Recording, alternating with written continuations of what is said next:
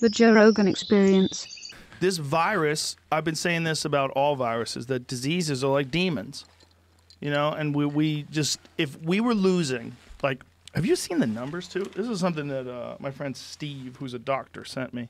And this is a fucking a series of crazy statistics. But the crazy statistics about how many people die.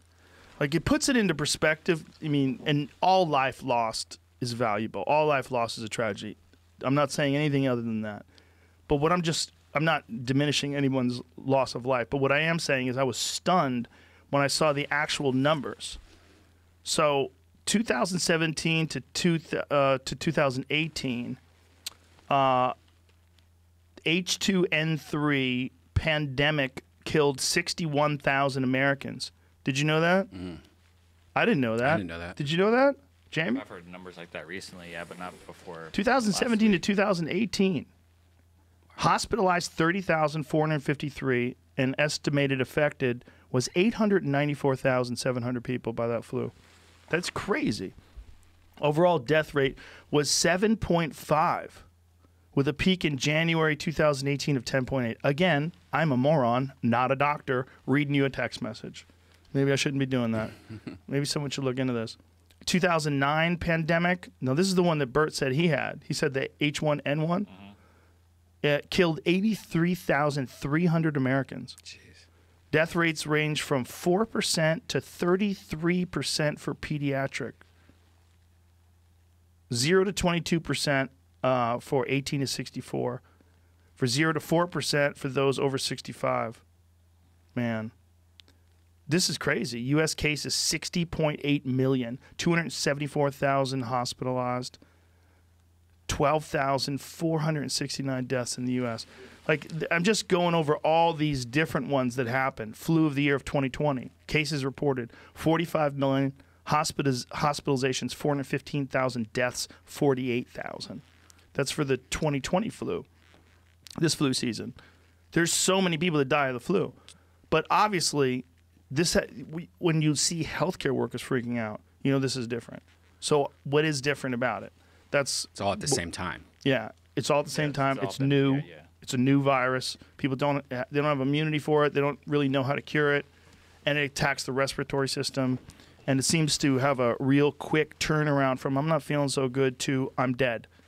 You know, it happens very quickly for some people, shockingly so with some of these. And it seems to affect different people in different ways. Like, there's a lot going on with this one that has smart people going, we need to fucking stay home for a bit. Just everybody chill. No large gatherings.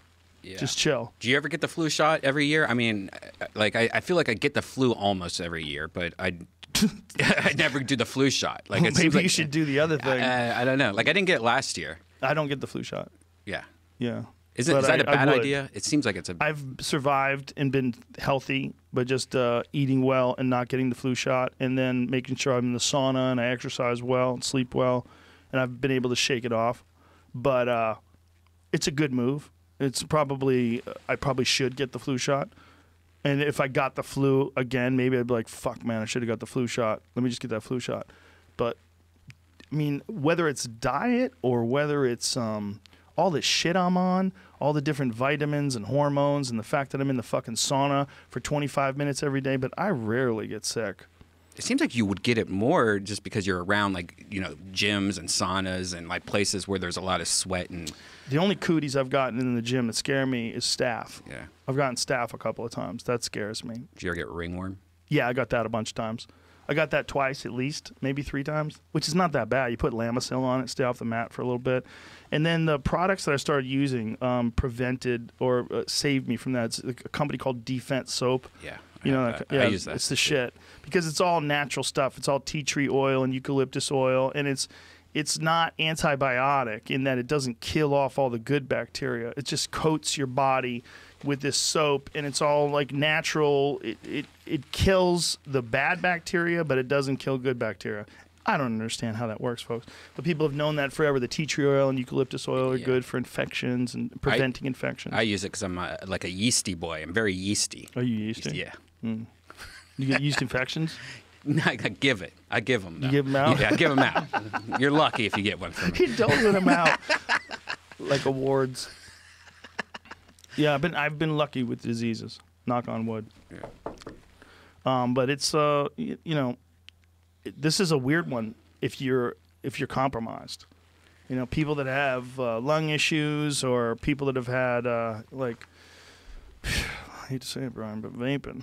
Vaping, yeah, I think cigarettes and vaping, and I Can't wonder be good weed for you. smokers though, because I know it's always like, you know, But just the things that also are deadly, that also affect so many people, like that list that I read off. Is that right? Saying that shit I read right? What do you think? it seems like it would be. But I mean, nowadays, like you get all these like doctor lists on Facebook. You never know what's real and what's This not. is from a friend of mine who's a legitimate doctor. Is that correct? Are those numbers correct? We should probably say. Let's Google the numbers again. So what did I say? We'll start off with the first one. The first one was Michael Yo apparently put out a video today. Oh, did he? Yeah. He's back.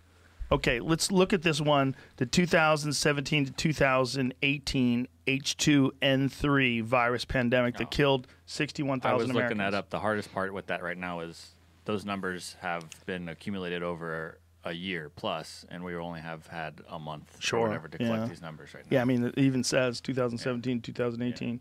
But over a year, it killed 61,000 people. Now, the other one was the big one at the end. The flu for this year, for 2020. Oh, the flu. Cases reported 45 million. Wow. Hospitalizations 415,000.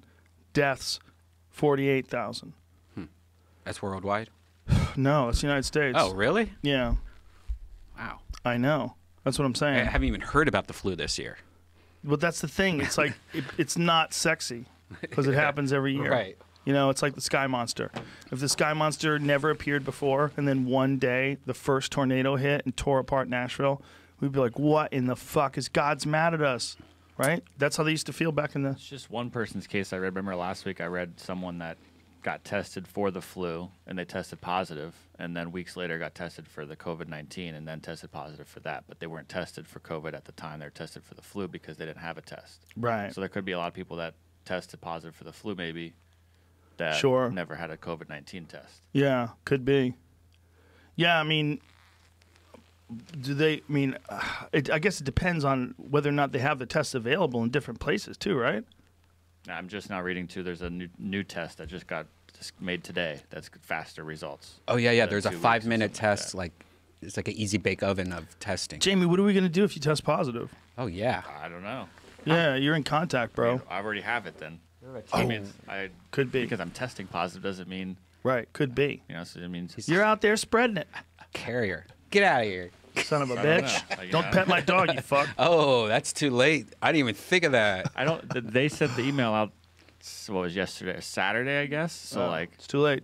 when the fuck did they get it? 'Cause Right. That's when they got it to the hospital and called the apartment building and said, "Hey, you might want to let everybody know." Are you So, like, washing your it's hands a too late. lot? You guys doing the whole thing? Oh yeah. I'm washing the shit out of my hands. My hands are annoyed at me. Dried. like, what are I'm you lucky I doing? got some hand sanitizer. Like Oh, before the yeah, crash. right before it happened, the crash. I was opening up for Tom Green in San Diego, and Tom Green was the first person that I knew that was kind of like panicking a little. Like he's like, I just bought a crate of Lysol, mini Lysols, and he was spraying the microphone down on stage, Whoa. and I was like, he's taking a little overboard. Literally, like a week later, everyone's doing that. I'm Tom like, Green ahead of the curve. Yeah. Yeah. Fuck. It's spooky, dude. Who was it that had a friend? Was it Tom Papa, whose friend was warning him long in advance? No, it wasn't Tom Papa. It was Bert Kreischer. Bert Kreischer had a friend who was warning him way in advance. Listen, you need to isolate. You need to get your family out. And he was like, what? It was Bert, right? Put your shirt on. Yeah, take your shirt on, put your shirt back on. You're you need to isolate quickly, get away from everybody, because it's going to spread right through America. And he was like, what? And this was apparently in February. And he was like, this lady's crazy. Wow. And then he texted her like in the beginning of March when it was on and popping. He's like, you're right. My point about showing those numbers was not to diminish the impact of this current pandemic. It was just to highlight the fact that we live in a war zone. we live in a virus war zone that takes out thousands of people every year in this country. And I don't think most of us are really keeping our eye on that. You know, like you hear about deaths by the flu, and you know they're never shocking. Deaths by some new thing for some reason, even if it's the same number of deaths or less, even right? So far less, freak us the fuck out. Seems like it's happening more though. Like if you go on TMZ, it's like somebody dies every day, like this old, you know, philosopher or this old poet or this old musician, and it's like you never hear that in the past. Like, oh, he died of the flu. That guy died of the flu. That guy died of the flu. Here we go. Jamie just pulled something up. A total of 19,543 laboratory-confirmed influenza-associated hospitalizations were reported by FluServe-Net sites between October 2019 and March 21, 2020. 41,172.1% were associated with influenza A virus. What's that? That's like 14,000. 14,000. What did I say? 41. Oh, whoops. What am I, dyslexic? Influenza, okay, 5,335, 27.3% with influenza B. That's true too, right? If you get an influenza A shot and it's influenza B, you might catch it anyway. That's annoying. So that's a lot of people, right? So we got 19,500 and 5,300 and 14,100. Yeah.